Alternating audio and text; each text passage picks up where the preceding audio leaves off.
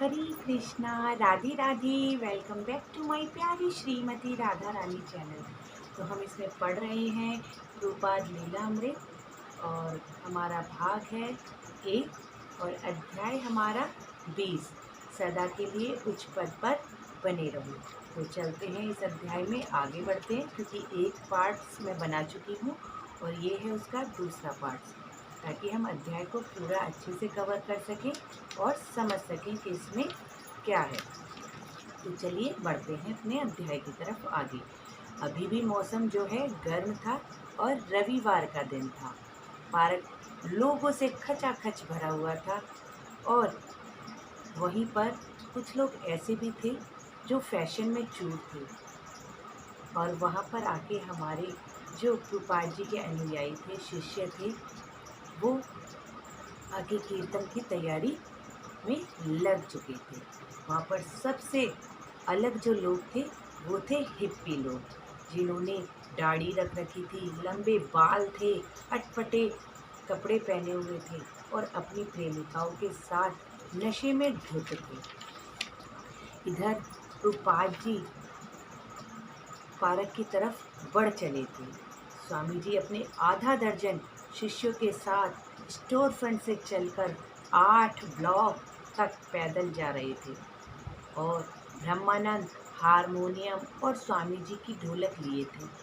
कीर्तनानंद, जिसने स्वामी जी के अनुरोध पर अपना सिर मुंडा लिया था, वो ढीले ढाले गहरे पीले रंग के कपड़े पहने था और आगे की तरफ बढ़ रहे थे। जब स्वामी जी निकल रहे थे तो कुछ लोग ऐसे भी थे जो उन्हें ताना मार रहे थे। कुछ कह रहे थे, देखो ये वृद्ध व्यक्ति कहाँ जा रहा है, इस टोली को लिए हुए। और जब गोपाल जी वहाँ पहुँचे पार्क में, तो उन्होंने सबसे पहले अपने जो है चप्पल बाहर उतारी और मानो जैसे घर में मंदिर हो या मंदिर में हम चप्पलें बाहर उतारते हैं और फिर उस जगह बैठते हैं जहाँ हमें कीर्तन करना है या पूजा करनी है, ऐसे ही प्रभुपाद जी ने गलीचे पे बैठने से पहले अपनी चप्पल उतारी और गलीचे पर बैठ गए। उसके बाद प्रभुपाद जी ने प्रार्थनाएं गानी शुरू करी और सभी भक्त उनके साथ मिलकर कीर्तन करने लगे।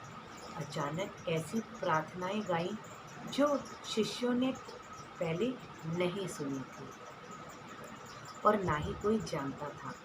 गोपाल जी ने गाया, वंदे हम श्री गुरु श्री युद्धपद कमलम श्री गुरुन वैष्णवांश्च। उनकी वाणी हारमोनियम के समान मधुर थी और वो एक विशाल वृक्ष के नीचे गलीचे पर बैठकर उन्होंने रहस्यमय संस्कृत प्रार्थनाएं गाई। जो ही उन्होंने श्री रूपम साग्र जातम गाया तो बहुत से लोग उन्हें देखने आने लगे। बच्चे भी वहाँ इकट्ठे हो गए और कुछ नकलची लोग तो उन पर उंगलियां उठाने भी लग गए। अरे वह पुजारी कौन है, देखो क्या गा रहा है। उनके शिष्य मंजीरे बजाते रहे और प्रभुपाद जी अकेले गाते रहे, श्री राधा कृष्ण पादान।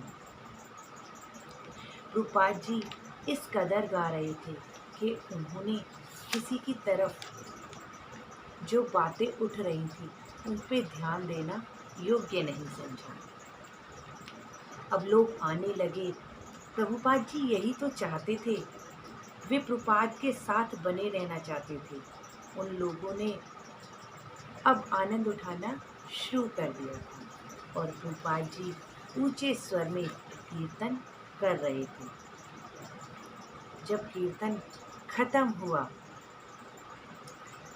तो उन्होंने प्रभुपाद जी ने सबका धन्यवाद दिया और कहा कि आप लोग जैसे यहाँ इकट्ठे हुए हैं, वैसे ही हमारे जहाँ हम व्याख्यान देते हैं वहाँ पर भी आकर इसमें शामिल हों। उन्होंने इसके पश्चात महामंत्र आरंभ किया, हरे कृष्ण कृष्ण कृष्ण हरे हरे, हरे राम राम राम हरे हरे। अब पार्क में और भी जो इक्के दुक्के गवैये थे घूम रहे थे, उन्होंने जब प्रभुपाद जी का कीर्तन सुना तो उनके साथ गा बजाने लगे। एक एक करके वे भी वहाँ पर आने लगे। कोई अपना सेक्सोफोन बजाने वाला ले आया और कोई कुछ ले आया, और ऐसे ही बहुत से जो लोग हैं प्रभुपाद जी के साथ वहाँ जुड़कर कीर्तन करने लगे, और पार्क जो है प्रतिध्वनित हो गया। गवैये मंत्रों को बहुत सावधानी पूर्वक सुनते और स्वामी जी के पीछे पीछे हरे कृष्णा कृष्ण कृष्ण गाते। मानो ऐसा लग रहा था कि जैसे उन दिनों टॉमकिंस स्क्वायर पार्क आध्यात्मिक संघर्ष का अड्डा बन चुका था। स्वामी जी ने अपने शिष्यों को संकेत दिया और उनको नाचने के लिए कहा।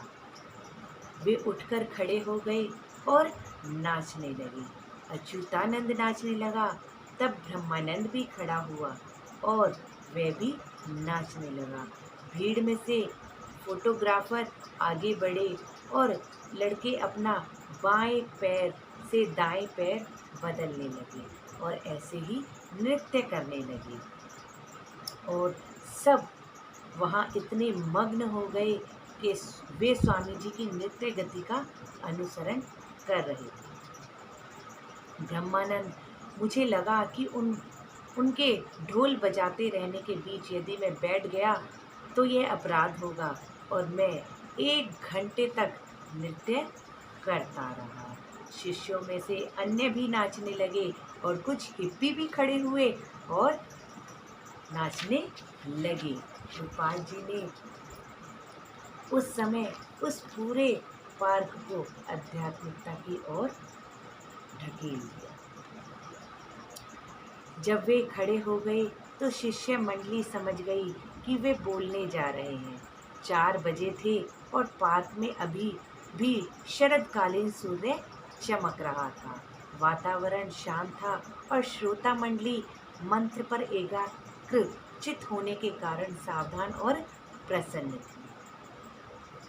प्रभुपाद जी ने समझाया कि 3 भूमिकाएं जो हैं 3 तरह की हैं: इंद्रिय, मानसिक और भौतिक, और इनके ऊपर होती है आध्यात्मिक भूमिका। हरे कृष्ण का जप आध्यात्मिक भूमिका में संपन्न होता है और हमारी नित्य आनंदमयी चेतना को जागृत करने के लिए यह सर्वश्रेष्ठ विधि है।